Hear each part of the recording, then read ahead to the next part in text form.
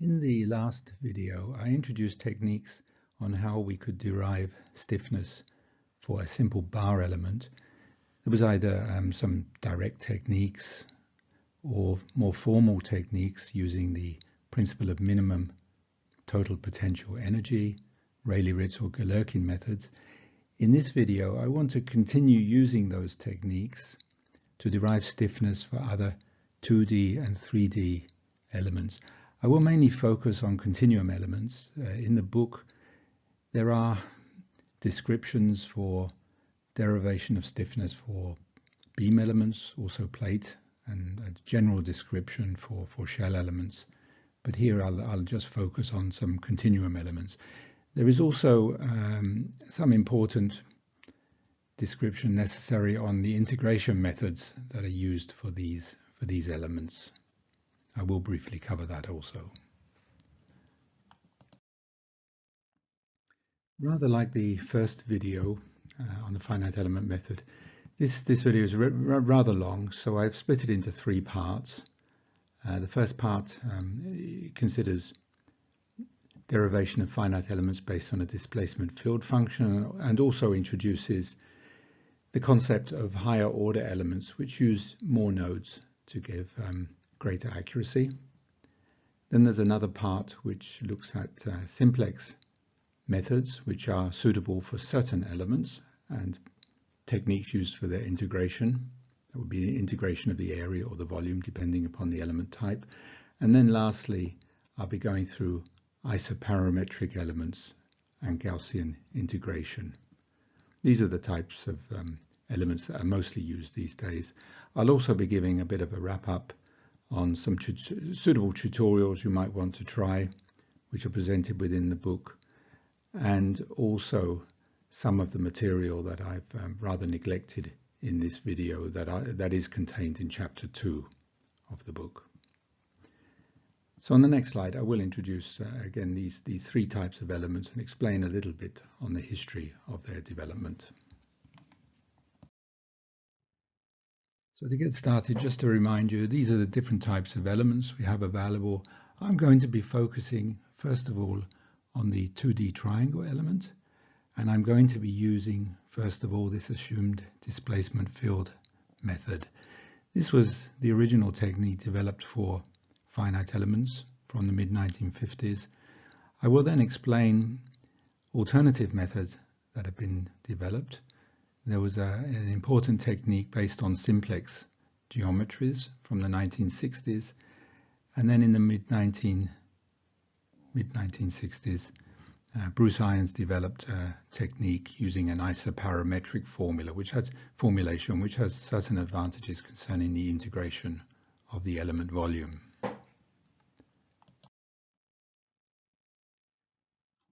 Just to get started, we will need some additional information or relations. I derived in the last video the relationship between strain and displacement gradients in the material for 1D case. Here are the derivations for a 2D case. You can see an elemental volume there, dx dy, undeformed. This is part of a larger body that goes under deformations, and then you can see the deformed shape, which I've denoted O', A', B'. The stretching from undeformed dx to the deformed is shown here in the x direction and here in the y direction. This is essentially the same as the 1D case we presented in the last lecture. For shear of the material, we have a deformation here. So the displacement gradient in this direction is delta v delta x, and that is multiplied over the length dx. Similarly, this deformation here is the gradient of displacement of u with respect to the y direction multiplied by the elemental length dy. Shear strain is this angle plus this angle which is this length divided by this length. If you look at these expressions here, these two are fairly straightforward. It's a change in length in the x direction divided by the original length in the x direction. Epsilon y, change in length in the y direction divided by the length in the y direction, original length. And then here you see the two expressions for the shear angle. So this one, for example, is this length divided by this length. There's a little bit of manipulation done here of introducing this term in the shear, multiplying out and cancelling terms and ignoring second order terms leads to this expression for shear strain and these expressions for axial strain, epsilon x and epsilon y.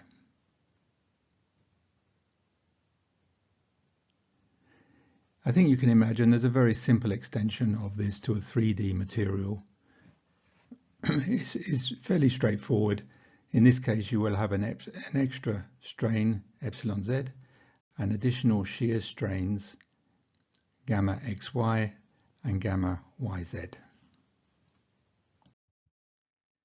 So here is our 2D triangular element that we're considering. It's positioned in xy space. As you see there from the title, it's also called a constant strain element. This will become clear a little bit later on. The element itself is positioned in xy space with three nodes, which I've just given arbitrary positions x1, y1 at node 1, x2, y2 at node 2, and x3, y3 at node 3. Each of these nodes can move in the x direction with a displacement u and in the y direction with a displacement v. So the three possible the displacements at each node would be u1 v1, u2 v2 and u3 v3. So the aim of the exercise here is to try and derive a suitable shape function matrix n for this element, which says how displacement within the element varies with x and y depending upon the nodal displacements. Once we've got this n matrix, we can differentiate it to obtain the strain displacement matrix B, and once we've got this, we can use the Rayleigh-Ritz expression to obtain stiffness for the element. So these are the matrices we derived for a simple bar element in the first video, and we're just doing the same exercise here for this triangle element. So we start off by proposing that u and v across the element vary according to these expressions. We've introduced three coefficients, unknown coefficients. So for example, for u, it's c1 plus c2x plus c3y. c1 represents a kind of rigid body motion that the element may have. c2 is an unknown coefficient at the moment, which says how displacement u varies with x. And c3 is an unknown coefficient which says how u varies with y. So u will be varying linearly with x and y across the element as these nodes are deformed or displaced. Similar expression for v with three coefficients c4, c5 and c6. And then in matrix form we can express these equations like this. These numbers, by the way, that I will be using, these are the reference numbers that I use within the book. I'm using the same numbers here.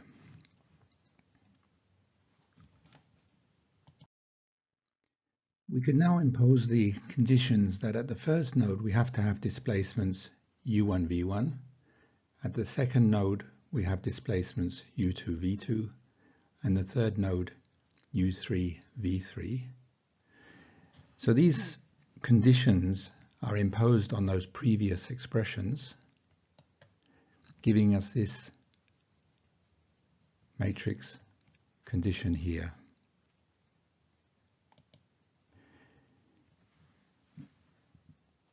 In simplified notation, we can say that the vector of displacements D is equal to a matrix A times the coefficient matrix C.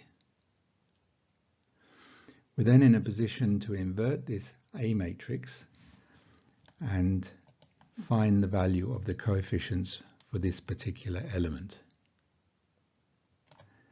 And this inverted A matrix is given here. I haven't derived it here, but you'll find that these alpha 1, alpha 2, they are these expressions here, which depend on coordinates of the element. And AE is the area of the triangle, which is also given by this expression down here. So we're able to find a relationship for the coefficients for this particular element, this coefficient vector. If you combine these equations 2.19 and 2.20 on the previous slide, you end up with this relationship here, which tells us the value of displacement u and v at any position xy within the element in terms of nodal displacements. So this whole relationship here is in fact the shape function matrix for this particular element. And that's given here. If you multiplied all that out, this would be a 2 by 6 matrix. This would be a 6 by 6 matrix, which gives us a 2 by 6 matrix. And these terms are simply given here. They depend upon the nodal coordinates of the element. They depend upon the position you're interested in within the element. And they depend also on the area of the element, which was given by a previous expression on the last slide. And if you look closely at these expressions and were to feed in x1, for example, if you were to feed in x1 here and y1 here, and do the multiplication, you put in also x1 here and y1 here, x1 here, y1 here. What you would find is that this would be 1 and these would be 0. This means that in effect you would have a linear variation with a value 1 here, and it would linearly reduce to 0 at the other nodes. In other words, the displacements at this node would be u1, v1. And it would reduce linearly to 0 at the other two nodes. So we've derived, in effect, the shape function matrix for this particular element. Now we're in a position to get the strain displacement matrix, the B matrix. We know from a previous slide that strain x is equal to the displacement gradient of u in the x direction. Strain y is the gradient of displacement v in the y direction. And we have this expression for shear strain, engineering shear strain. From the displacement field functions, u equals c1 plus c2x plus c3y, if you perform the differentiation, you end up with the fact that strain x is equal to c2. Similarly, for the v displacement field function, v equals c4 plus c5x plus c6y, you end up, after differentiating with respect to y, that strain y is equal to C6. And you have a similar expression for shear strain.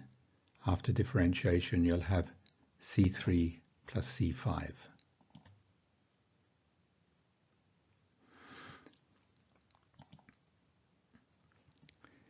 In matrix form, we can express everything like this. This is my X matrix, and this is my C matrix. And the C matrix we derived before was equal to A to the minus 1, the inverse of the A matrix, times the displacements. So this is my B matrix. It is what relates strains within the element to nodal displacements. If you multiply out this X and inverse A matrix, you end up with this relationship here. So this is my B matrix. We should also mention here that these strains, after differentiating, the X and the Y's go out and you're simply left with constants. So for this very simple element, the strains in the element are constant. They do not vary across the element. And that is not necessarily a limitation, but it does mean the element is not especially accurate. We'll see in the next slide how we can improve this. So we have our B matrix, and this can now be used in the Rayleigh-Ritz expression to obtain stiffness. Another way of obtaining this would have been, and you can look back at this, you can differentiate the N matrix and you will also obtain this B matrix. So taking the B matrix here, transposing it, we've got this term. This is my E matrix for the material. So this would be, for example, if it's an elastic material, this will be Hooke's law for an isotropic or possibly orthotropic material. And this is the B matrix again. These matrices are not a function of X and Y. These X and Y's cancelled out when we did differentiations. So since it's not a function of X and Y, the integral here is simply the volume of the element, which is the thickness times the area. So if you multiply that all out, you will end up with a 6 by 6 stiffness matrix for this particular element. It's 6 by 6 because in effect we have 6 degrees of freedom with 2 degrees of freedom at each node.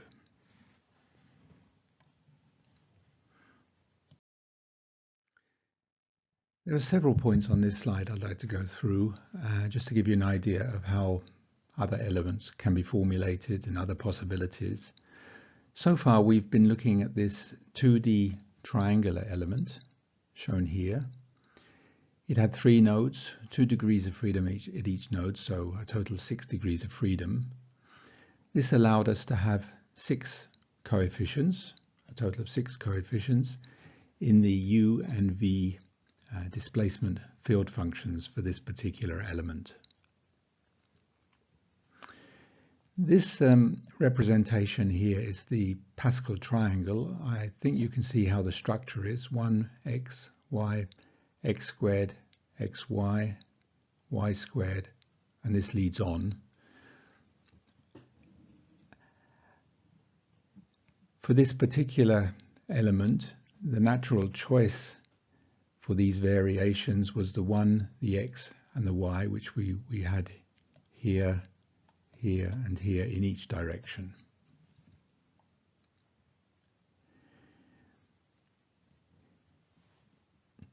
If we were to consider a bar element, for example this one here,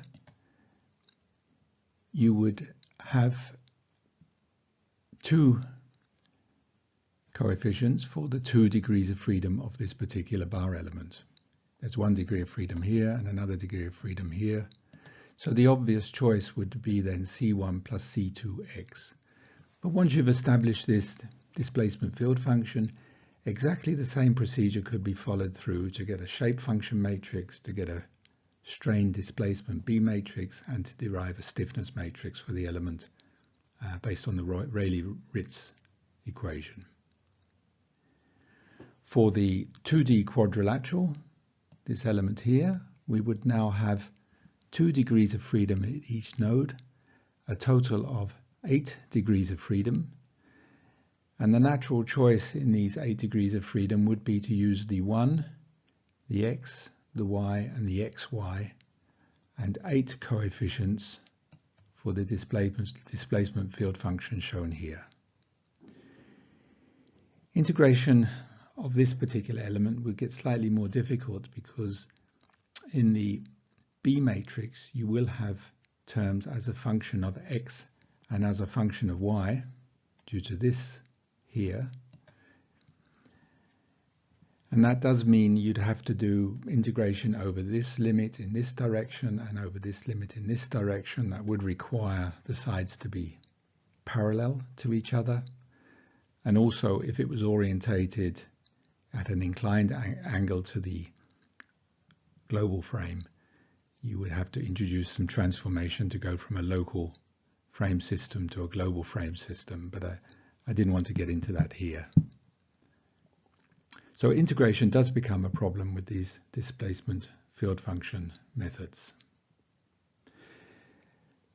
One other point I'd like to raise here is that we can improve the accuracy of an element by introducing additional nodes. So here we have mid-side nodes.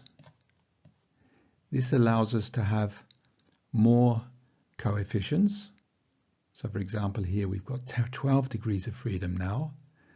So we could have 6 coefficients in the u direction, 6 coefficients in the v direction. The natural choice from the Pascal triangle would be the 1, the x, the y, the x squared, xy, and y squared, for example. And then, of course, the B matrix does become a function of higher order terms of x and y, and integration does become a bit of a problem.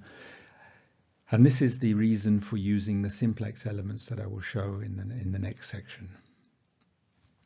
For the simplex elements, by the way, you can only use straight sides. You cannot use these curved sides as I've depicted. So if you wanted curved sides, you have to use an isoparametric formulation, which I will show in the last part of this video. Here we can see a higher order 2D quadrilateral element with mid-side nodes, a total of 16 degrees of freedom now. And of course, these higher order elements, they also have strain which varies with x and y. If you do the differentiation du dx for strain x and the differentiation dv dy for strain y, you will find that you have strain being a function of x and y and not a constant as we had in this particular element.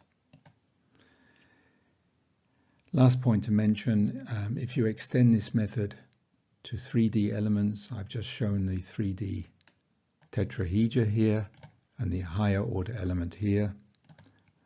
You introduce a w direction or a z direction with a w displacement, and then you have to have an additional displacement function introduced.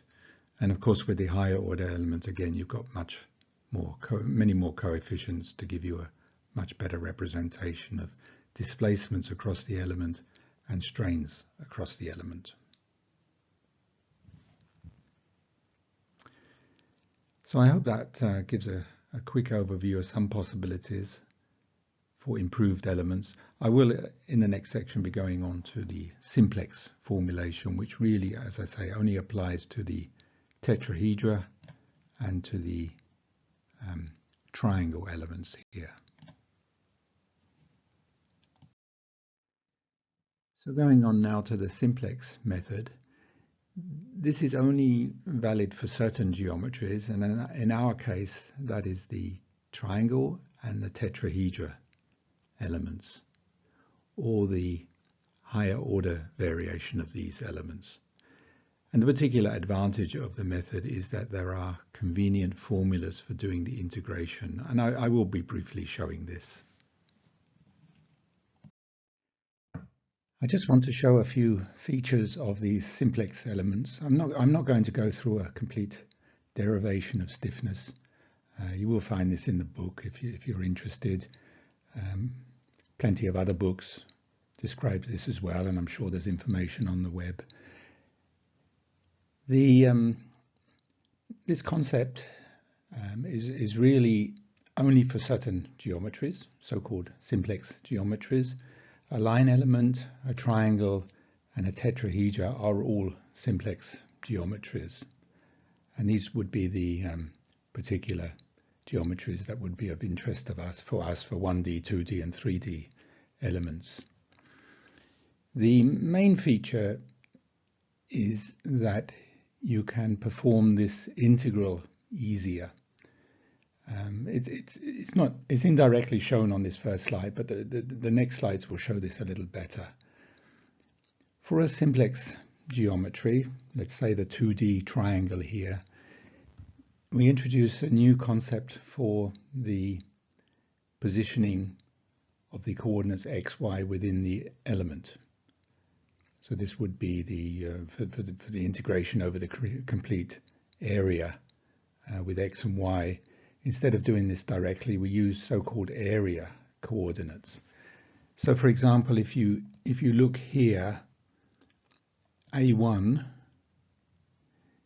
is defined as this area to some arbitrary point, which could be changing. So if the point was here, this would be my A1. A1 is opposite node 1. Similarly, A2 is opposite node 2, and A3 is opposite node 3. These are the area coordinates. So, for example, and they vary from 0 to 1. So this would be 0, and then parallel lines go parallel to this one. Parallel lines are drawn, if you like, in this direction up to this point here. So L1 varies from 0 to 1.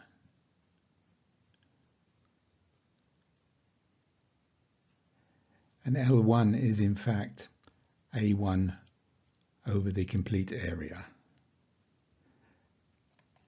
L2 runs parallel to this line from 0 here when A2 is 0 to 1 when A2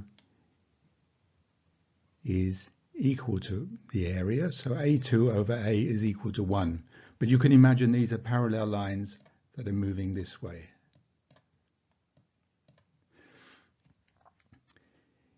So for example, if you look on this diagram here, I've taken an arbitrary point located here.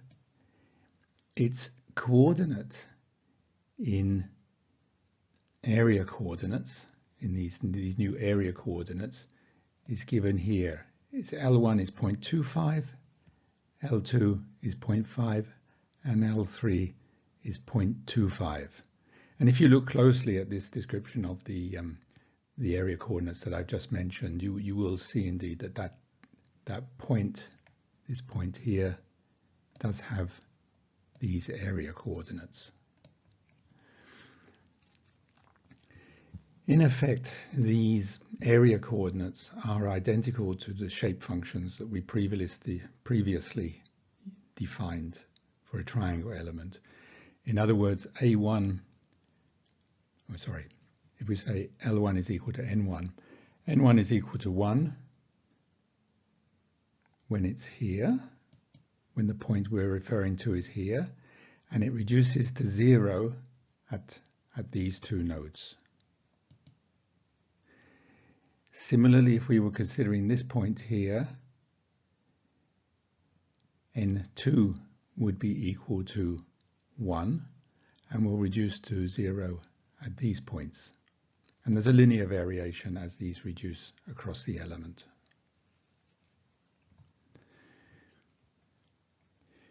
We can express that mathematically as shown here, that any point x, y is equal to these expressions here, where these are the coordinates and these are the area coordinates of the particular point we're interested in. So this is a transformation, if you like, from Cartesian to area coordinate system. We can express that mathematically like this. The first equation here is basically saying that n1 plus n2 plus n3 must be equal to 1. Quite obviously, since n1 is equal to L1 and so on, this area plus this area plus this area is equal to the total area, which is the same as saying L1 plus L2 plus L3 is equal to 1. You can then obtain an expression for these by inverting this, bringing it over to the left-hand side, and after doing the multiplications you will end up with this expression here. And if you look back, this expressions for shape functions n1, n2 and n3 is identical to what we used for the displacement field function method to obtain shape functions. So once we've got this, we can obtain the B matrix by differentiations, and from the B matrix we can use the Rayleigh-Ritz equation here to obtain element stiffness. So that part of the calculation to obtain element stiffness is identical to what we've already done. This hasn't really shown the main benefit of the Simplex method, which is to perform this integration simply because the B matrix is not a function of x and y, it's not a function of the area coordinates. We will see in the next slide that when they are a function of the area coordinates, that things become a bit more complicated, and there are some convenient formulas to use to help us with this integration. If we move on to the higher order triangle element with 6 nodes, now we have 3 new nodes at mid-sides in order to have an element with greater accuracy. And then shape functions have to be described for all of these nodes. I will show this in a moment. We also have the simplex tetrahedra element, either the simple one with only apex nodes 1, 2, 3 and 4, or the higher order version with additional mid-side nodes 5, 6, 7, 8, 9 and 10. I'm just going to focus on the 2D element here, and I've given there the shape functions that we could use for this particular triangle element. They're given here. For the apex nodes 1, 2 and 3, these would be the shape functions that would be valid. So for example, if we consider node 1, if L1 is equal to 1, in other words we are at node position 1, you would have 2 times 1 equals 1 minus 1 gives us 1, multiplied by 1 again gives us 1. So indeed this would be 1 at its own node, and as L1 reduces to 0 at the other corner nodes, then this term, because of this, also reduces to 0. And exactly the same would be taking place for the other 2 apex nodes 2 and 3. For the midside nodes, these would be the shape functions. So if we just look at n4, for example, at n4, the area coordinates would be that L1 is equal to 0.5 and L2 is equal to 0.5. So 0.5 times 0.5 is 0.25, multiplied by 4 gives us 1 at that node number 4 for n4. And as either L1 approaches 0 or L2 approaches 0, then the shape function will become 0 at all of these other nodes. So we have a 1 here and a 0 at the other nodes. Exactly the same applies for the other mid-side nodes. So I hope that gives you some idea how the area coordinates are used to describe these shape functions for this triangular element. And similar shape functions exist for the tetrahedra, either the 4-node or the 10-node versions. If we use these shape functions for this 6-node triangle element, we can derive that there is a relationship between the strains and displacements given by the B matrix, and this B matrix can be broken down into a Q and an H matrix. Now I've not given these here, or the derivation of them. It's not really essential, but I just want to point out their dimensions first of all. The B matrix would be 3 by 12, the Q matrix is 3 by 9, and the H matrix 9 by 12. Now these Q and H matrices are used instead of B in the standard Rayleigh-Ritz equation to give us this expression here. The H matrix only depends on nodal coordinates of the element. So these are constants and can be taken outside of the integration. The thickness of the element is introduced there, so the integral is now over area. And we're left with this Q transpose EQ. The Q matrix I have given there, it's a function of the area coordinates for this element. As you can see, L1, L2, and L3. And as I mentioned, it's a 3 by 9 matrix. Now, if you do this integral, or you do this multiplication here, you end up with a 9 by 9 matrix, which will contain, in each term within that matrix, will contain terms of L1, L2, and L3 multiplied by each other. And the convenience of these simplex elements is that each of those terms can be simplified. The integral is given here. So for example, if alpha was 2, we had an L1 squared, an L2 to the power 1, and let's say an L3 to the power 0. You would have a 2 here, factorial, 1 factorial, 0 factorial. So this would be 2 times 1 multiplied by 1. And remembering that 0 factorial by definition is also 1, this would give you a total of 2. You'd feed in also the values for alpha, beta, and gamma in here, factorial, multiplied by 2 times the area of the element. And of course the area of the element we can easily compute. So each term in this 9 by 9 matrix can be easily integrated using this very simple expression. That is a special feature of simplex elements. It does require that the sides of the element are straight, so we can't have curved sides. If you're doing a 1D element, this L3 term does not appear, and if you're doing a 3D element, you will also have an additional L4 occurring in here and a slightly modified expression here.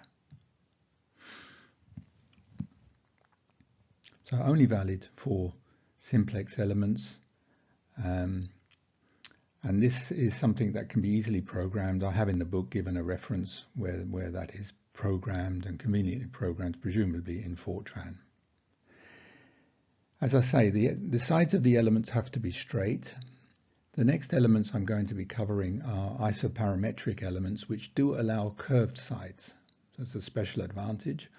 Also, with the following isoparametric elements, you can start looking at brick elements, quadrilateral elements, all sorts of other element shapes. You're not restricted to these simplex geometries.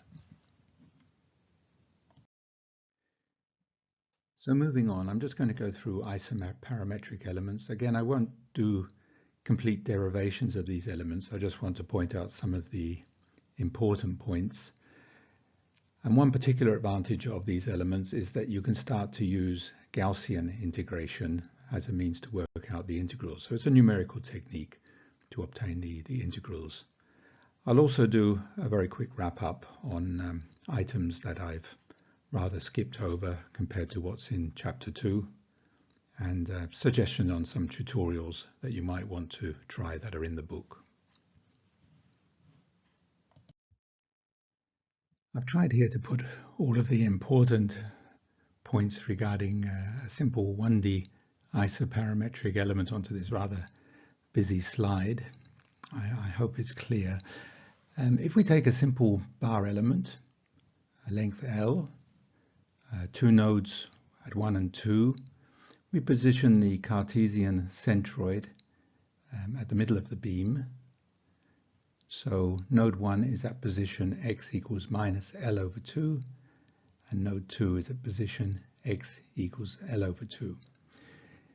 We now want to introduce a new coordinate system, eta, which runs from -1 to +1. The reason for these limits is that we can then use Gaussian integration. This is convenient in either -1 to +1 or 0 to 1 for the limits for the integration. So we introduce a conversion factor for the two coordinate systems. I've placed it up here. If we let eta equals 2x over L, we can then have shape functions in the eta system given here. Okay, if eta equals -1, for example, we will have n1 equal to 1. And if eta equals +1, n1 is equal to 0. And you'll have a linear variation as eta goes from -1 to +1. You have the mirror image for shape function 2 in the eta system, which is given by this line here. So those are our new shape functions for this isoparametric element. We call it isoparametric because of these limits, -1 to +1.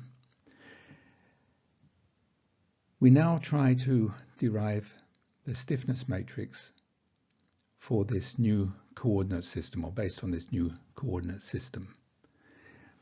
We have to use the chain rule of differentiation here in order to convert displacement gradients from the eta system to the x system. So du d eta is equal to du dx times dx d eta, for example. We have strain equals delta u delta x, and from here we get this expression.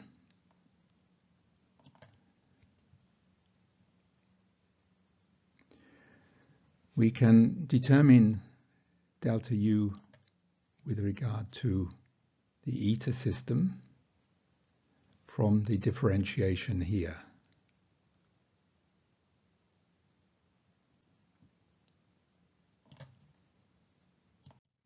if you do this differentiation, you'll end up with u2 minus u1 over 2.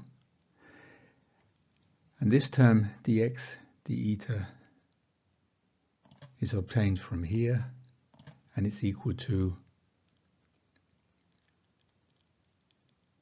L over 2.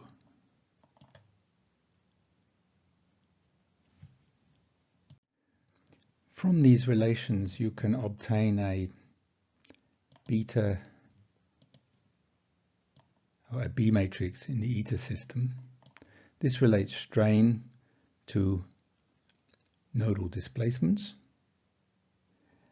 and if you use these relationships, you will get this particular B matrix here. As usual, we apply the Rayleigh-Ritz equation. So we're using this relationship here for stiffness.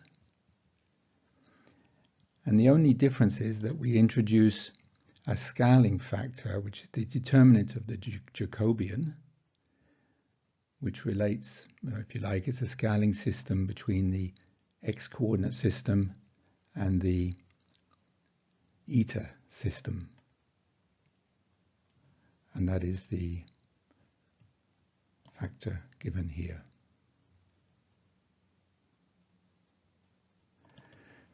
These terms come outside of the integral, and the integral here would be 2, and multiplying that through, we will end up with the usual stiffness relationship for this element.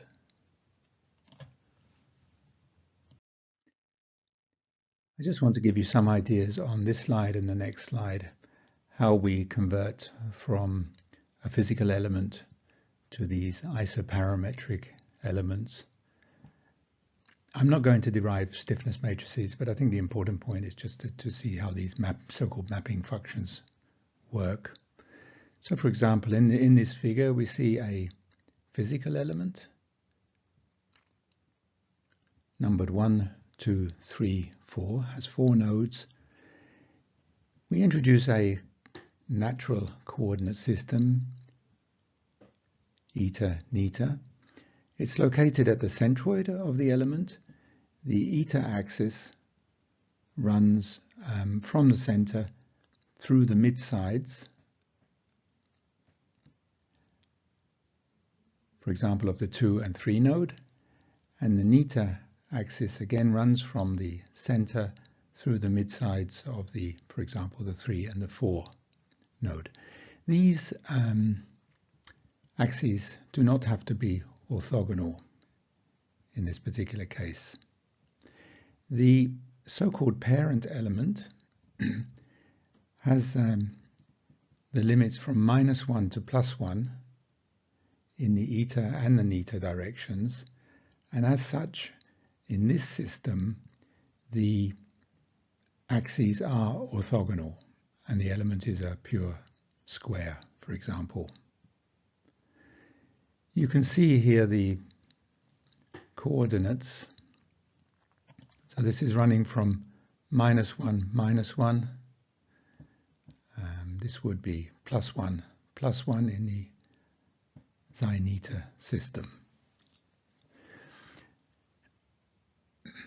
These are the mapping functions that we can use. And if you put in, for example, if we consider shape function n1 for this node, I've put it all down here. If we use -1, -1, shape function 1 is equal to 1 in this natural coordinate system. And for any other of the corner nodes, we have that the shape function reduces to 0. And exactly the same would happen for n2, n3, and n4. The conversion, if you like, from a xy coordinate somewhere in this element to a position, equivalent position in here, is given by these expressions. So x would be the sum from 1 to 4 of each of the shape functions, the natural coordinate position, and the node related, for example, to the first node, to the second node, and so on. So this would be n1, x1, n2, x2, and so on. This would give us the x position, and this would give us the y position. So these are the mapping arrangements. This is expressed here in matrix form, and this would provide a starting point to derive a B matrix. We would also have to use these relationships to derive a Jacobian, which would represent a scaling factor from the physical element to the parent element. And the integration for this particular element would be done over in the natural coordinate frame from limits -1 to +1 in the xi and in the neta directions for the area integral. This would, as I mentioned, would allow you then to use Gaussian integration to work out the integral, which I will be showing in a few slides. You can have a look through this slide. Basically, it's showing you how a 6-node triangle element with curved sides could be defined, and it defines the shape functions that could be or would be used for this particular element. 6 shape functions, one associated with each node. You can see there the xi and the neta system that could be used. And if you feed in values for xi and neta into these shape function, you will find that each one has 1 at its own node and imposes 0 at all of the other nodes. There is a picture shown here, a view shown here for the case investigating shape function 1 at node number 1, and you will have similar things happening at all the other nodes. If we move on and look at a solid element, then we have to introduce a new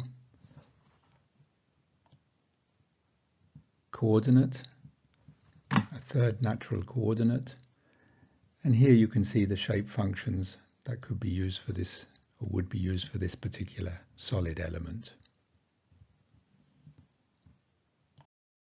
One of the big advantages of these isoparametric elements is that we can use Gaussian integration to numerically determine the integral expressions in the Rayleigh-Ritz equation.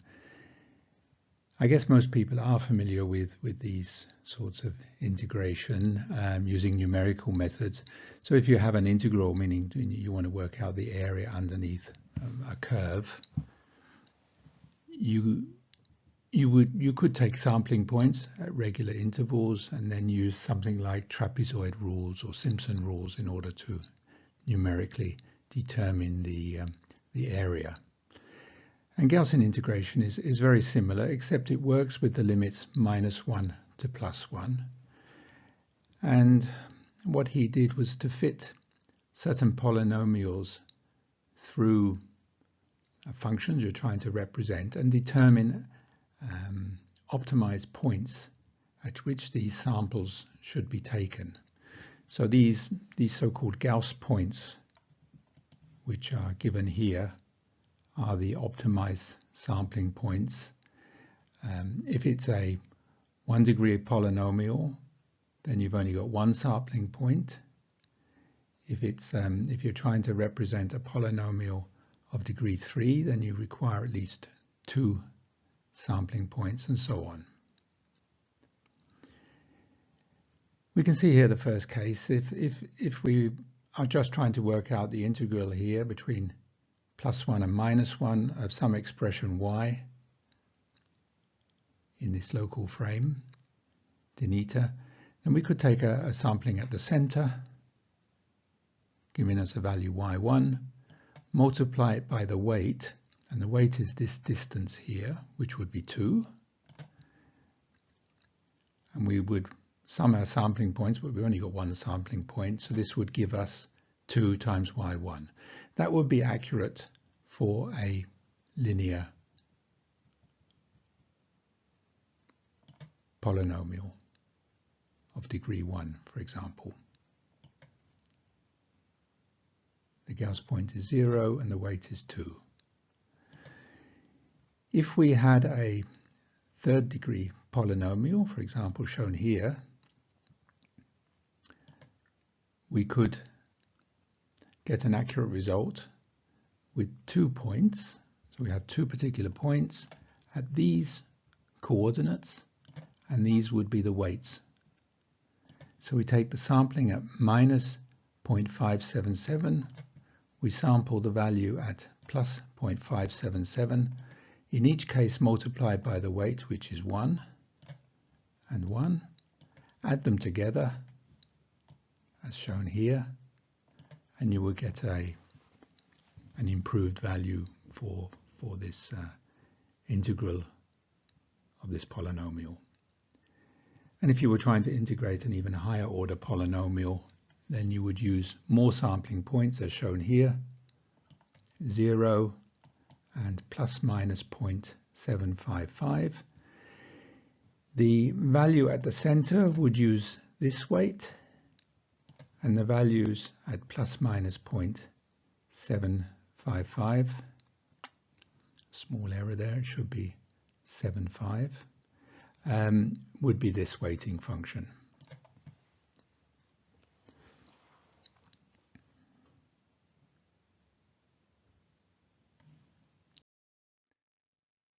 Just to explain how this integration would be performed in a finite element, we see here the integral to be performed in the xi eta frame for a simple 2D quadrilateral element. We might select, for example, a 4-point integration for this element. That would mean in the xi and the eta frame we would have at plus minus 0.577 our 4 Gauss points. At each of these Gauss points you would feed in the coordinate into this BEB matrix. So this would be minus 0.577, minus 0.577, and so on here, and in the Jacobian.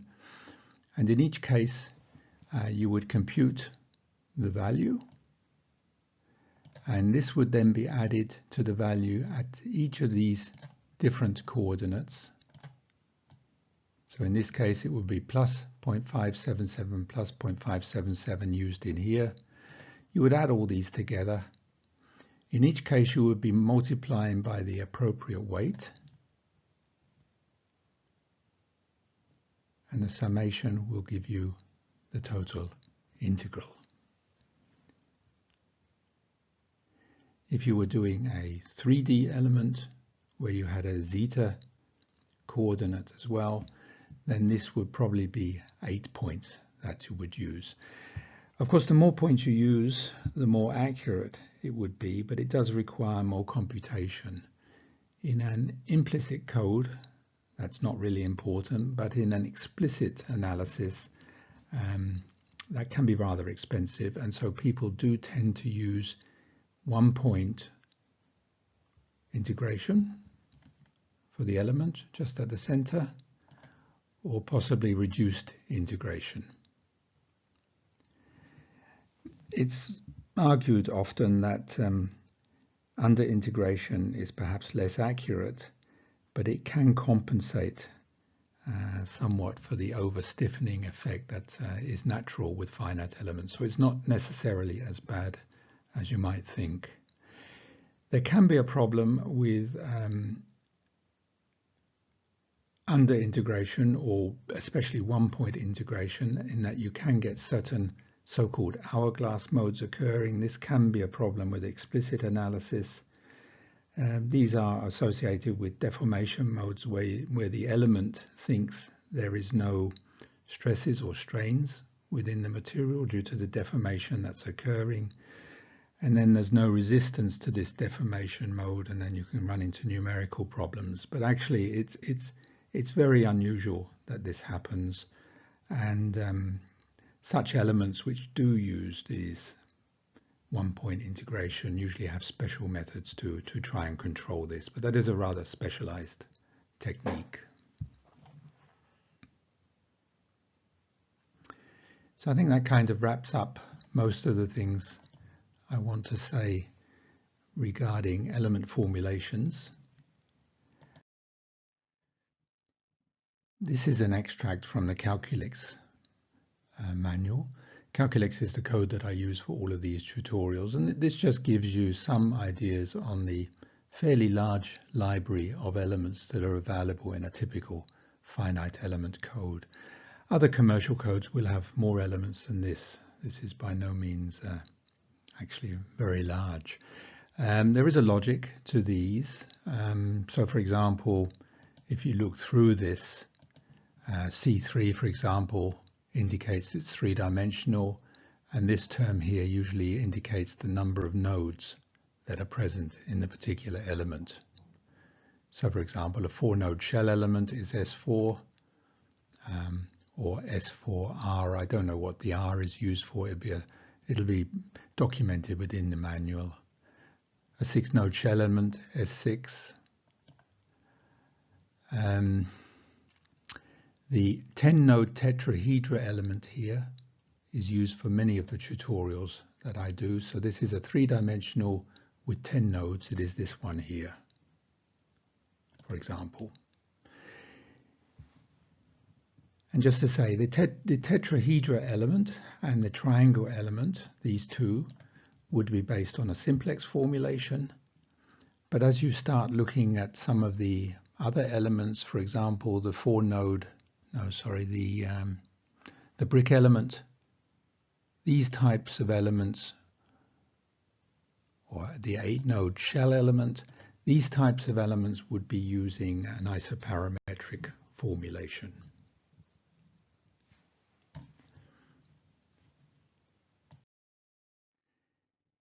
There are some relevant tutorials in the second part of the book that you might want to look at. I forget the number, I think it's tutorial 1 and tutorial 11 are using tetrahedra elements. So there's a view here of the tetrahedra elements being used. Tutorial 2 is using some plane stress elements, 2D elements. And tutorial 12 is using, for example, some 1D elements. Those are perhaps tutorials you might want to look at. This one here also looks at shell elements, application of shell elements in the Calculix code. There are several things in the book that I've rather skimped or avoided discussing actually here. There's a beam element derivation, might be of interest for you to look through. It's a formulation based on the displacement field method. I've also given a fairly detailed explanation of a plate element formulation. And I haven't gone too much into shell elements, but there is perhaps a useful discussion or description on types of formulations that are used for shell elements. So that's about it. That gives an overview of element formulations, the different types of formulations that are used, and the different methods to perform integration. In the next video, I will be going through numerical methods, nonlinear methods, explicit finite element methods, buckling and frequency, a few different computation techniques.